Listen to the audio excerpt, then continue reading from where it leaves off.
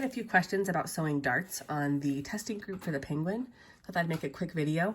The penguin has 2 darts. This is the stomach piece, and then this is the top of the back of the head piece. As you can see, I drew in the seam allowance line from the pattern. One way to do this is to put a pin through the pattern into the fabric and then draw a little dot where the dart ends. You could also just punch a hole in the fabric and draw a little dot where the dart ends. And then draw just 1/4 of an inch from the dart if you want to be really exact. Honestly, I'm usually not very exact in this. What I tend to do is just fold along this cut dart line, line it up like so.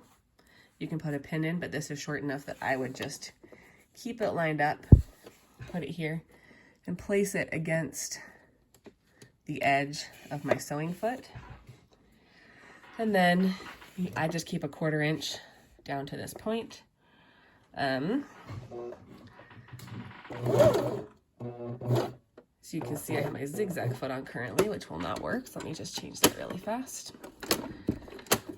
Okay, so I'll pretend like that just started there. So we'll just kind of sew. I like to backstitch a little bit at the beginning to keep it strong. And then just sew down to the end of this point. For darts, when you get close to the end of the point, you'll want to shorten your seam allowance. And sew off the end. And then you can leave a long tail of thread, clip it, and at this point you could hand knot to keep this end of the dart closed. You can, if you want to be like me and be a rebel, you could backstitch also.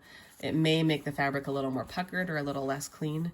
But either way, darts do this thing where they kind of make the fabric more round and more 3D, so this gives the stomach a little more shaping.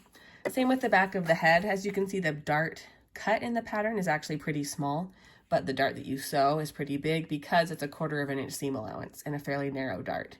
So marking the point on this one is really helpful. And again, I would just fold it so these 2 ends line up, put it under my presser foot at 1/4 inch, and then just stitch all the way to here, shortening the stitch length when you get to the end of the point. Let me know if you have any questions.